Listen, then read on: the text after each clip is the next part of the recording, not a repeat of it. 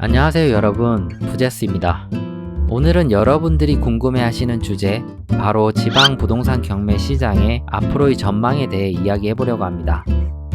특히 최근 정부 정책 변화와 2026년 시행 예정인 여러 제도들을 중심으로 한번 분석을 해보겠습니다. 여러분, 최근 대통령 기자회견에서 나온 이야기 들어보셨나요? 광역 통합, 5극 3특, 양도세 중과 유예 중단, 이런 단어들이 쏟아져 나왔는데요. 사실 이게 수도권 집값 안정화를 위해 나온 거긴 한데 지방 부동산과도 연관 있는 이야기입니다. 수도권 부동산이 오르는 근본적인 이유가 뭡니까? 바로 수도권 집중 때문이죠. 모든 인프라, 사람이 수도권으로 몰리기 때문이에요.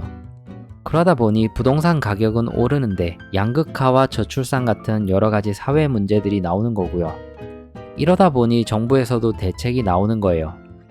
이번 기자회견에서 눈길을 끌었던 것이 광역 통합이라는 용어입니다. 이게 좀 재미있는 내용인데 앞으로 지방 부동산 정책이 어떻게 흘러갈지를 볼 수 있거든요. 어떤 건지 한번 살펴볼게요. 먼저 5극 3특이 뭔지 정확히 알아야 합니다. 5극이라는 건 5개 메가시티, 3특은 3개의 특별자치도를 의미합니다. 전국을 이렇게 5개 메가시티와 3개의 특별자치도로 개편한다고 합니다. 첫 번째로 대전 충남을 발표를 했었고요. 근데 여기는 좀 반대가 있는 것 같아요. 그리고 얼마 전에 광주 전남을 통합한다고 또 발표를 했었습니다. 여기서 눈여겨봐야 할 점이 있습니다. 이게 사실 2022년에 한번 나온 적이 있습니다. 부울경 메가시티라는 이름으로요. 당시 정부가 지방 거점 도시들을 교통망으로 연결해서 큰 경제권으로 묶자는 내용이 있었거든요. 지금의 5극 3특이 바로 그 계획의 확장판인 거죠. 광역 통합, 합친다는 건 알겠는데 이게 단순히 합치는 건 아닐 거고 합치면 뭐가 달라지는지 알아야겠죠. 예를 들어 광주와 전남이 통합되면 두 지역이 이름만 바뀌는 게 아니라 완전히 하나의 광역자치단체가 되는 거예요. 세금도, 예산도, 개발 계획도 모두 통합되는 겁니다. 사실 지방을 살리려는 시도가 처음은 아닙니다. 과거에도 여러 번 있었죠. 혁신도시 기억하시나요? 공공기관을 지방으로 이전해서 지방을 살리겠다던 그 정책, 결과는 어땠나요? 잘 안 됐죠. 왜 그랬을까요? 전국을 골고루 균형 있게 발전시킨다는 게 말처럼 쉽지 않기 때문입니다. 자원도 한정되어 있고 인구도 한정되어 있는데 모든 지역을 동시에 키운다? 현실적으로 어려운 얘기죠. 그래서 정부가 전략을 바꾼 겁니다. 균형 발전에서 거점 중심 발전으로 말이죠. 모든 도시를 다 키우려 하지 말고 일단 경쟁력 있는 거점 도시들을 집중 육성하자. 그리고 그 거점 도시를 중심으로 주변 중소도시를 연결하자. 이게 바로 5극 3특인 거죠. 결론적으로 광역통합은 대도시 중심의 재편입니다. 되는 쪽으로 몰아주자는 거죠. 과거 사례를 보면 이해가 쉽습니다. 1980년대까지만 해도 광주는 전라남도의 한 도시였습니다. 그때 전라남도청은 광주에 있었고 광주가 전남의 행정, 경제, 문화 중심지 역할을 했었습니다. 당연히 전남의 사람들은 광주로 몰려들었고요. 그러다 1986년 광주가 직할시, 지금의 광역시죠. 직할시로 분리되면서 오히려 광주와 전남의 발전이 따로 가게 된 거죠. 이제 다시 광역 통합을 하면 어떻게 될까요? 다시 대도시인 광주를 중심으로 생활권이 재편될 겁니다. 뭐 청사를 어디 짓겠다 하는 건 이견이 있겠지만요.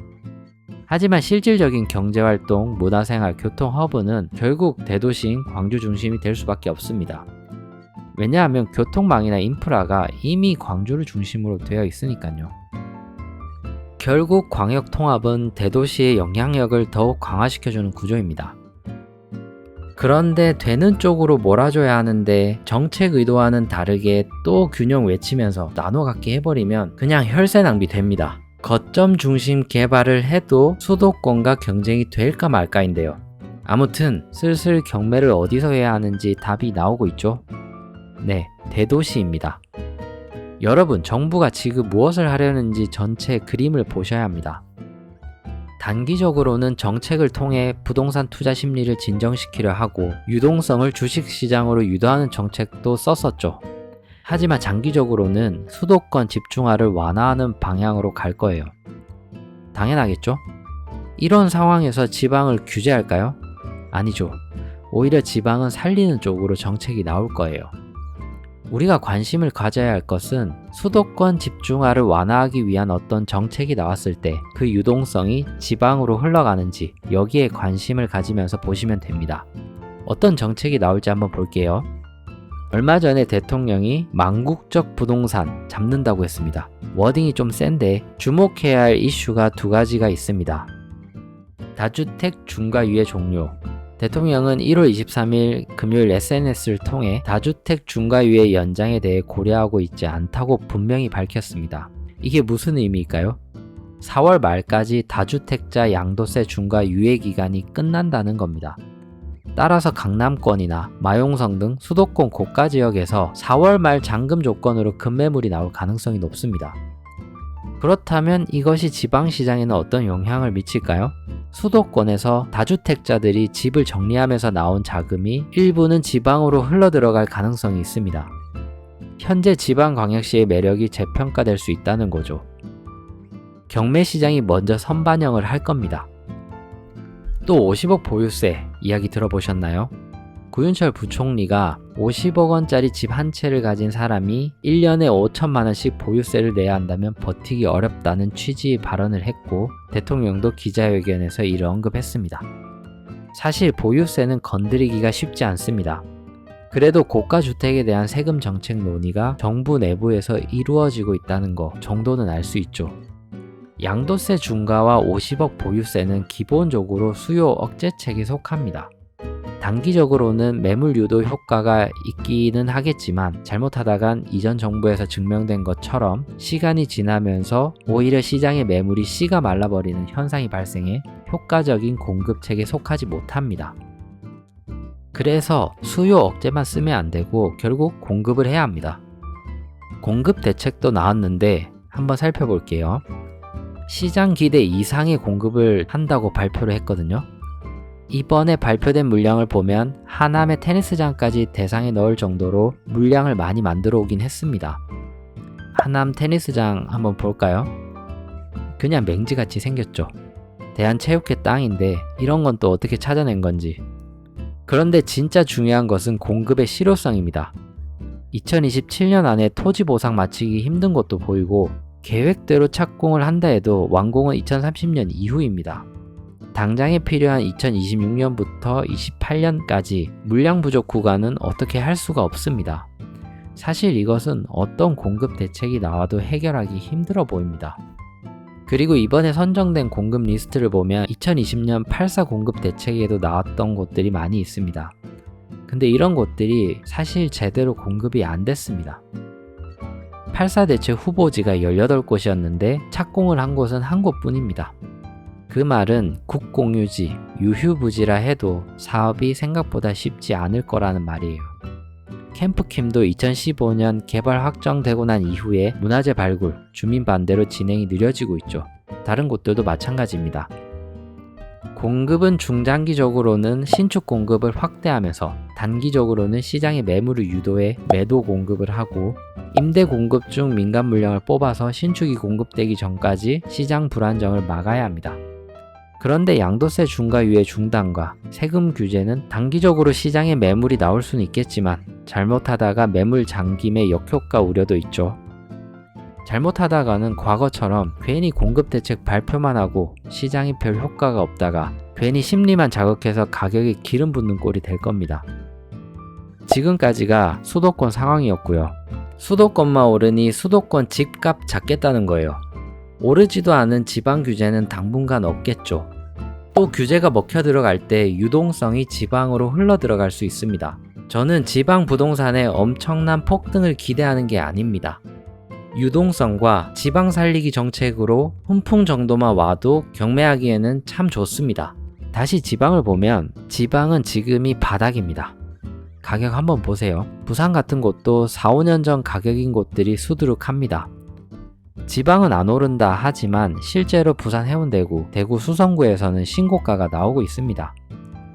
그리고 해운대나 수성구 얼마나 살기 좋습니까? 저평가입니다. 경매는 상승장에는 못해요. 언제 해야 하나요? 바로 지금같이 바닥 다질 때 또는 반등이 예상되는 그런 시기에 하는 게 제일 좋습니다. 지금이 그럴 때인 거죠. 대도시부터 거점 도시까지 투자할 곳이 수두룩합니다. 특히 광역통합이 논의되는 지역에서는 가능하다면 거점 도시급 이상으로 투자하는 것이 좋다고 봅니다. 광역통합이 되면 각종 인프라와 산업시설 유치 지원이 이루어진다는데 가장 피부로 와닿는 건 바로 광역급행 철도망일 것입니다. GTX 생각하시면 되는데 앞으로 발표될 철도망을 유심히 살펴보고 그 지역에 경매로 안전마진을 잡고 진입하면 좋은 기회를 잡을 수 있습니다. 지방은 여태껏 하락장이어서 단기 매도 위주로 하셨겠지만 이제는 정말로 세팅도 고려해 보셔야 합니다. 투자 우선순위를 정한다면 먼저 광역교통망과 병원 등 핵심 시설을 통해 지역 내 인구를 끌어들일 수 있는 대도시에 투자하는 것이 좋겠습니다. 그 다음이 거점 도시고요. 비슷한 규모의 도시라 하더라도 거점 도시로 선정되는 곳과 그렇지 않은 곳의 미래는 분명한 차이가 발생할 것으로 예상됩니다. 단순히 얼마 먹고 빠지는 거 말고 확정 수익의 시세 차이까지 노려볼 수 있는 그런 전략을 한번 짜보세요. 경매를 활용해서 다양한 전략을 세워서 해본다면 경매 투자에 더 큰 매력을 느끼실 수 있을 겁니다. 여러분, 지방 부동산 경매는 이제 새로운 국면에 접어들고 있습니다. 오늘 말씀드린 내용들을 참고하셔서 현명한 투자 하시길 바랍니다. 오늘도 영상 시청해주셔서 감사합니다.